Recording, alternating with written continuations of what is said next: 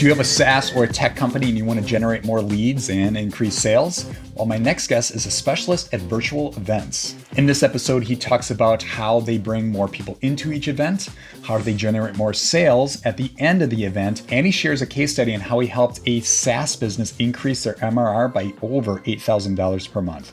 All right, let's get to it. Please welcome Mike Tucker. Mike, welcome to the show. Man, so excited to be here, Sean. Appreciate you. Thanks for joining me. So before we dive into your background, can you tell us something about yourself that most people don't know? Is it okay if I go funny here? Not funny, just a little bit different. I don't know. Please I don't know do when it. your guess. All right, cool.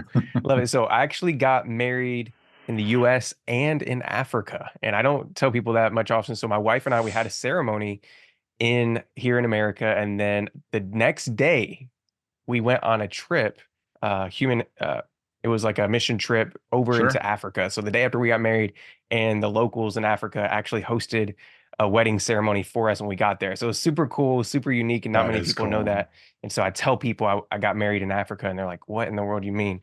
So that was pretty cool. Fun fact about me. That is fun. Real quick question about that, and then we'll dive into your background here. What country or what city?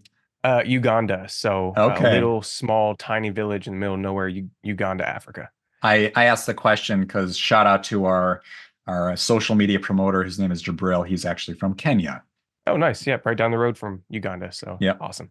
Cool. All right. Well, why don't you tell us a little bit about your background and then we'll get into what you're doing today to help startups.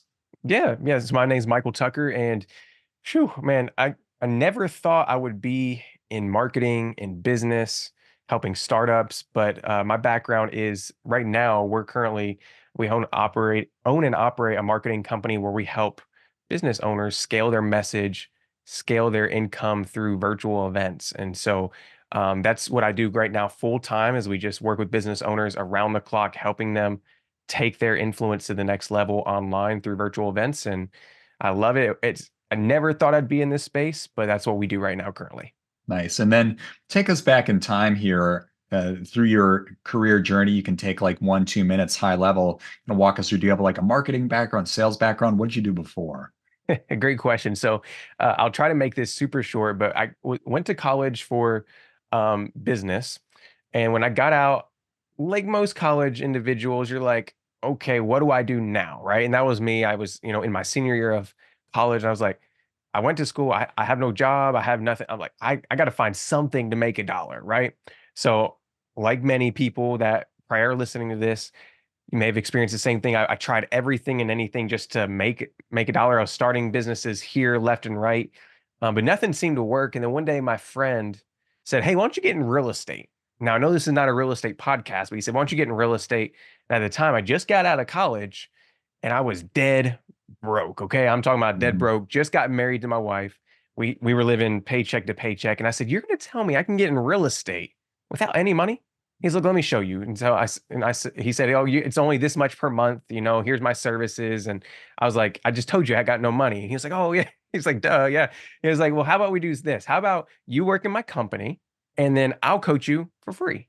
And that was my first official break into marketing sales, was being more of an apprentice in somebody else's business. And so I tell all beginning entrepreneurs, or even entrepreneurs here that are just starting in their business or have a startup idea, is like, hey, figure out ways to barter, because that's what worked for me. I Right. bartered my time, my energy, and I worked in his business, and he coached me on a skill that could help me for forever. And so from there, I ended up helping him grow his business.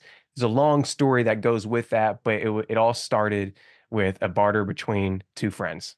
Nice. Do you still invest in real estate today?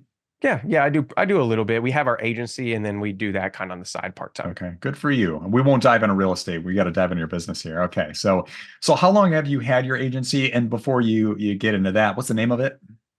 So we go by the Funnel Pros. So we primarily build out sales funnels and virtual event funnels Okay, for our clients, and we've been operating for about 5 years now. 5 years. Got it. How many employees? We got a we have a very tight ship, less than 15. Go between 10 and 15. Then okay, and are these employees or contractors? A mix of both. A mix of Yeah, both. cool. Yep. Okay. All right. So our listeners, and really the focus of this podcast, it's tech. And whether you're building a SaaS business, could be B2B, could be B2C. You could also have an e-commerce company. You could also be building some other tech platform like a marketplace. Think like an Right. Airbnb, right? And where you have two Mhm. audiences on the same platform. So who do you ideally work with? Yeah, we've worked with SaaS companies. We've worked with info product businesses. We've worked with a plethora of people. And I love, to be honest, I love the startups that have a monthly recurring revenue behind it, right? Somebody that can come in and we can go ahead and drive tons of trials, tons of new members. We work with a lot of people in the info product, but we have helped tons of SaaS companies scale up their revenue and their user base just through virtual events. And one specifically, because I know you guys like case studies. Mhm. We have one individual, he has a SaaS company for info product businesses, but it is like a mid-tier, it's a few $100s a month, and we used or have used virtual events to grow that audience base pretty.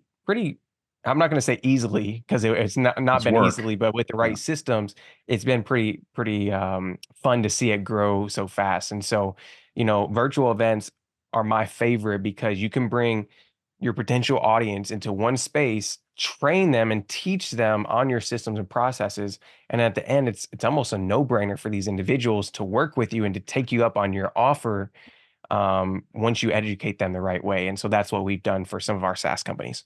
Got it. So that's the what. Let's dive into the how. Like, what are you doing for these businesses to help them? Because that's the biggest thing a lot of people are looking for, and it's the biggest pain point. It's sales and marketing. A lot of tech businesses are always asking the question, how do I bring in more customers or leads? How do I bring in more leads and convert them to customers? So yeah, break it down for us a little bit. How are you doing this? Yeah, when we first started out, with virtual events, I was horrible. I didn't know anything about it. But once I actually started diving into the power behind them, I was like, oh wait, this is something else. So whenever we talk about virtual events, there's a plethora of different types of virtual events, right? And you all know that as well. There's virtual conferences, there's summits, there's webinar, all these different things. But what we really like to focus on are webinars and VSLs, video sales letters. Okay, those are Okay. like two of our very favorite. Now we do have a third that's called an online challenge model, and this is only for the online challenge model would only fit people that have more education based around their SaaS, right, or their tech business.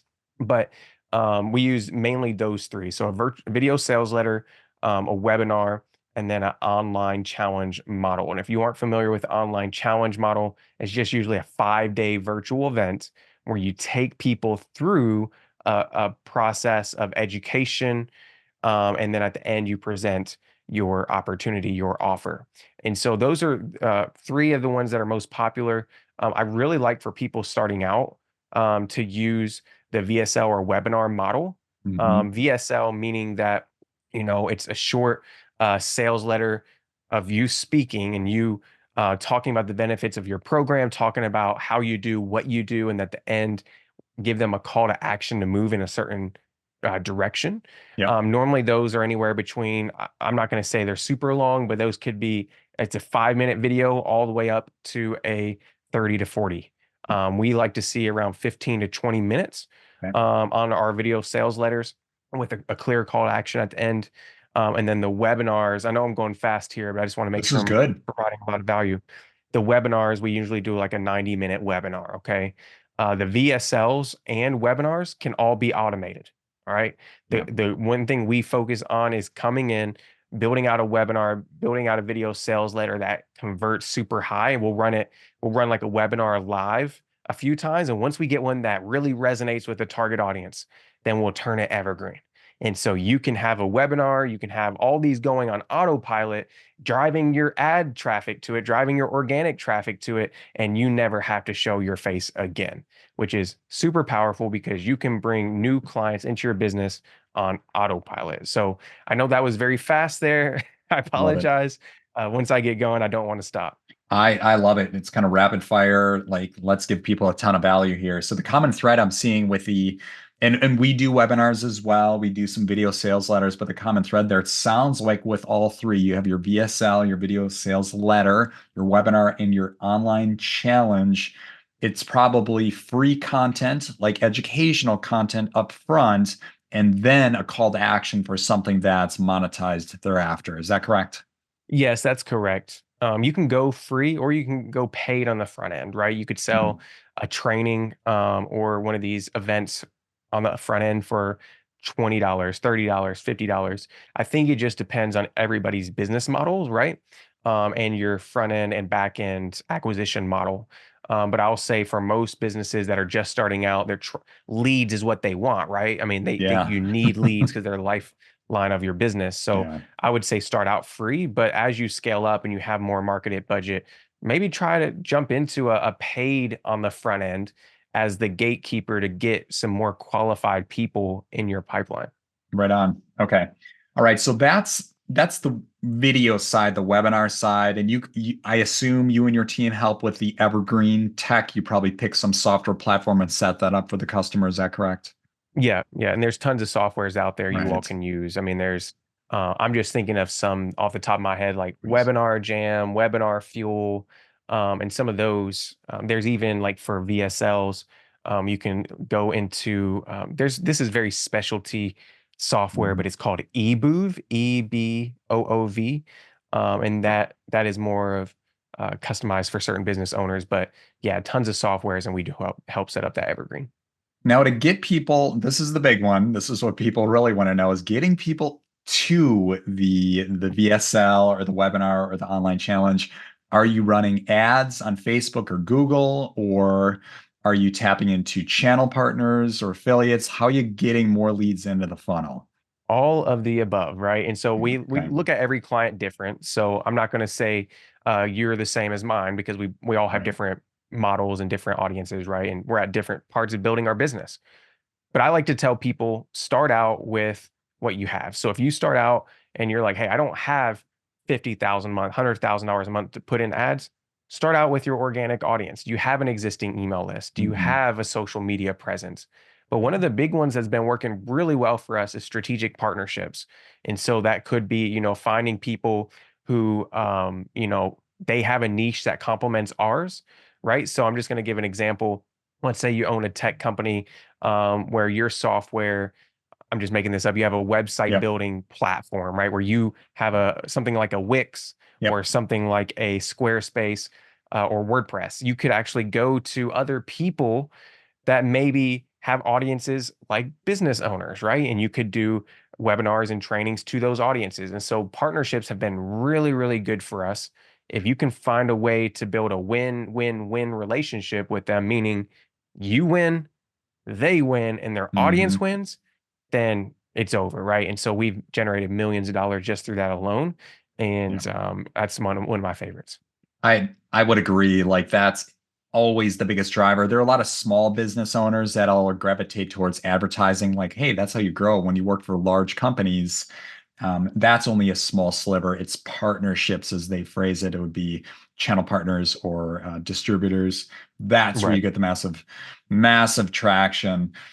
With that service, do you have a sales team or maybe somebody in your company that reaches out to potential partners, or do you put that on your customer? Like you got to line up the partnership and we'll do the heavy work thereafter.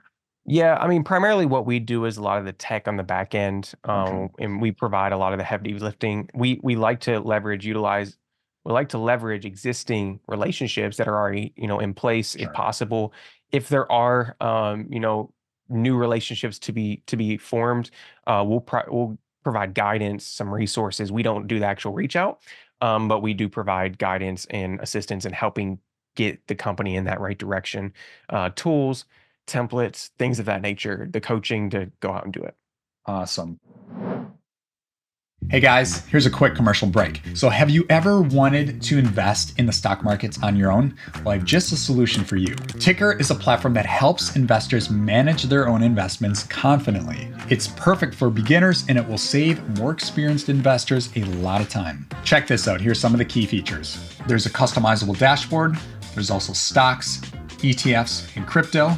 On the stocks page, you can search, sort, and filter by anything you want. And we have an easy to understand rating system so stocks are either on sale, watch, or overpriced.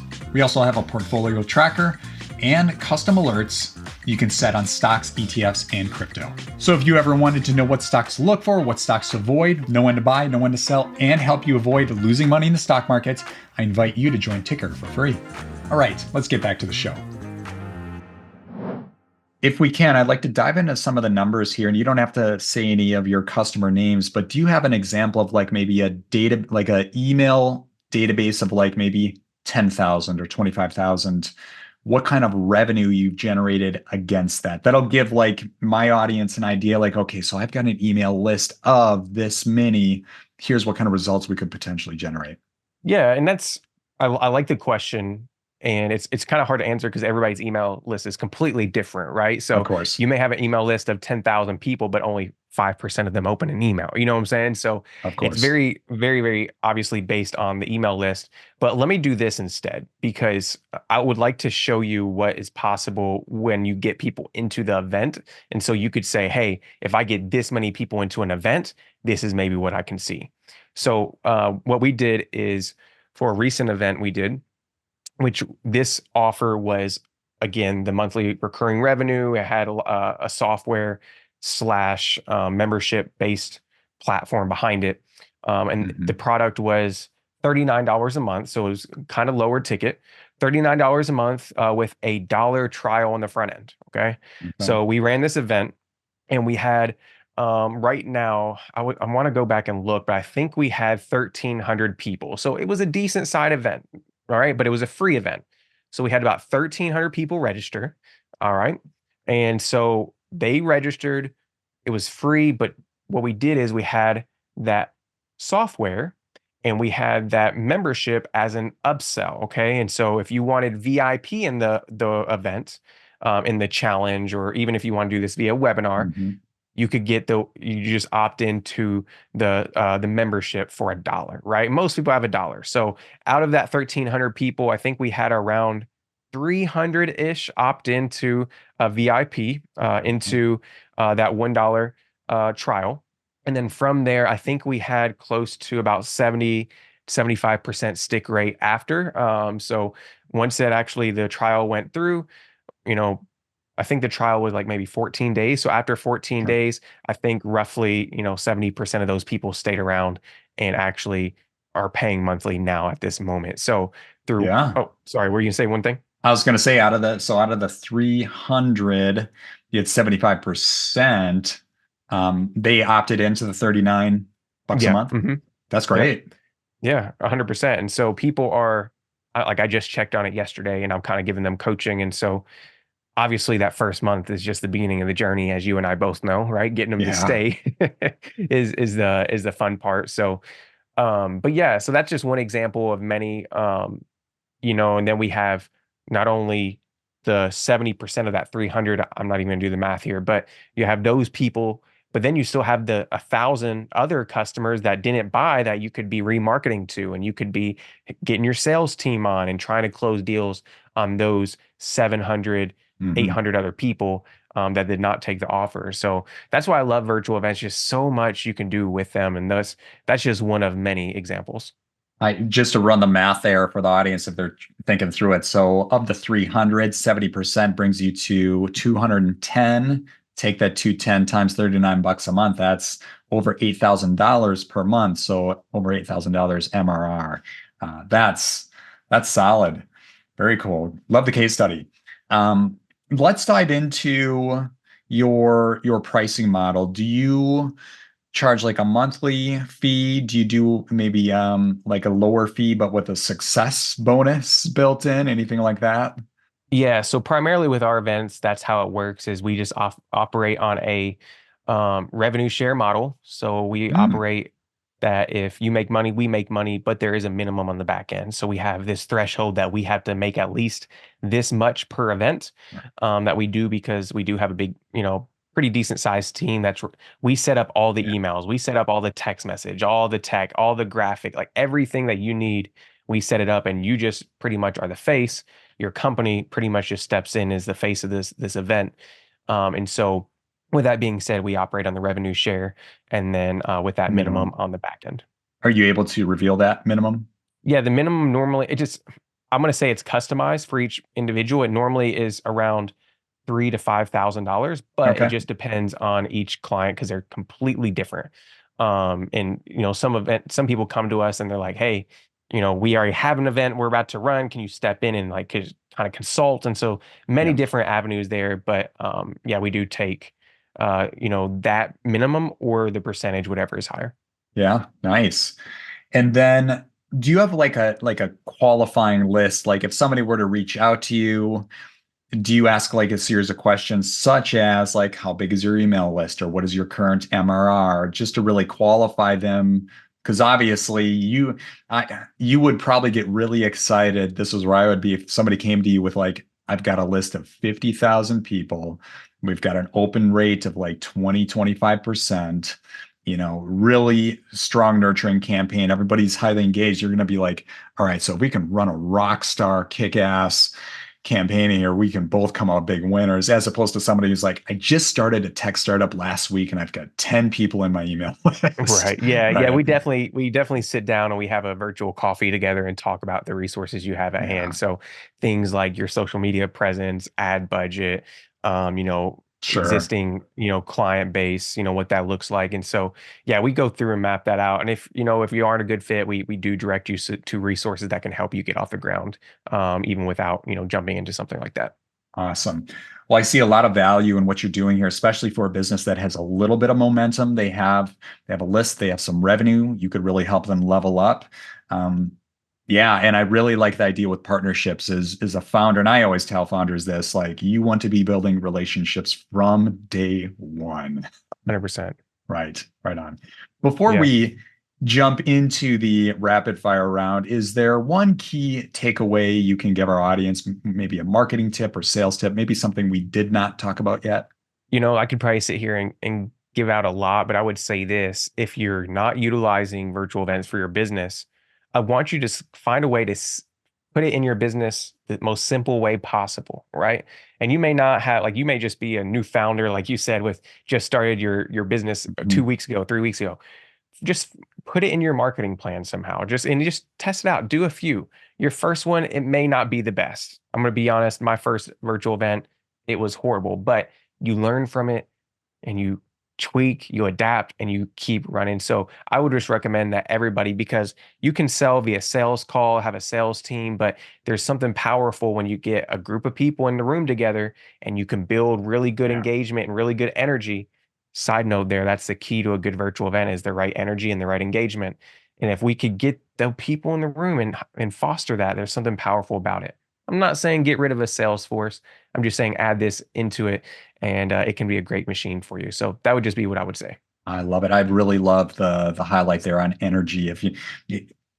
I assume you probably do a little coaching there with the founder or the leadership team. Be like, I need you to show up, but I really need you to show up. Do you understand what I'm Exactly. saying? Yeah, 100%. Right. It makes a You difference. you may not be Tony Robbins, but I need you to be in this framework, right? Yeah, and ultimately it comes down to your belief and your passion about your product. Yeah. And if you Yeah. truly believe your product and your service that you offer can change somebody's people's life, why wouldn't you want to show up to the event or whatever you're doing with energy and excitement and getting people engaged? It just that is contagious, right? Right. That's what leadership is the transfer of belief. And Yeah. so if you can transfer your belief to other people, it's going to be over for you. It's going to be you're going to see it. It's going to be amazing. I love it. I love it. Awesome stuff, Mike. All right. Let's dive into the rapid fire round. This is the part of the episode where we get to find out who Mike really is. If you can, try to answer each question in about 15 seconds or less. You ready? I guess we'll try. Let's do it. All right, here we go. What is your favorite podcast? Favorite podcast would be Ed Milet podcast. I like the different Yeah, variations, but that's just one of my favorites. and Milet, good stuff. All right. What is a recent book you read and would recommend? I took myself back to The One Thing. I don't know if you've ever read that before. I get Heard of very it. distracted and I tend to jump on a lot of opportunities too much. So I had to go back to The One Thing. That's one I've read recently. Awesome. All right. What is your favorite movie?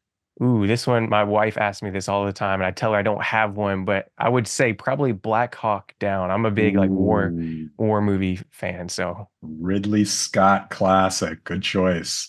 All right. What is the worst advice you ever received? worst advice I ever received. Now, this would probably be, it's a little controversial, and I think for some people it's good, for others it's not. But I think for me, I look back and I'm like, I wish I would have been directed to start my business before college instead of after college. I'm not saying I Mm, was super pressured to going into college, but for me at the time, it wasn't a good fit.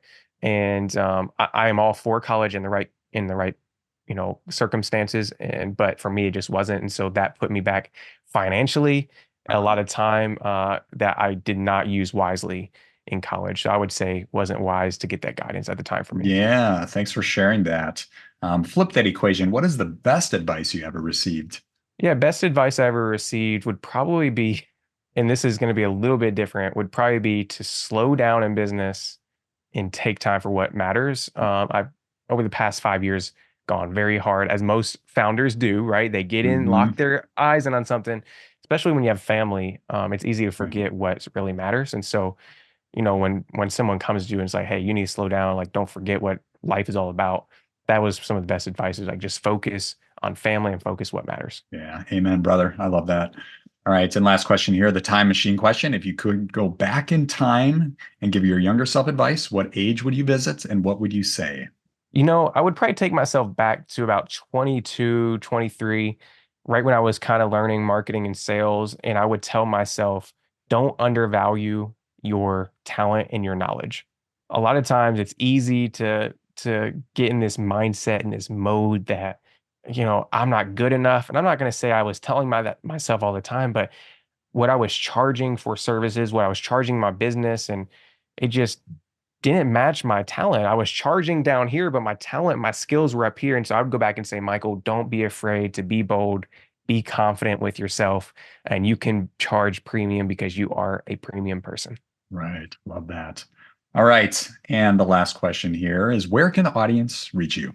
Yeah, a few different places. You can reach out on Instagram. I'm there pretty actively at official Michael Tucker. Or if you just want to chat about virtual events, no sales or anything, you can just go to thefunnelpros.com, book a call with me, and it's literally a calendar directly to my calendar. And we'll just sit down and chat it up, hear about what you have going on. No sales involved. If I feel like we can help you, we'll dive into it. If not, we'll just get to know each other better. Sure. Love it. Well, thank you so much for your time, Mike. This is great. All right. Thanks, man. I appreciate it. We'll see you.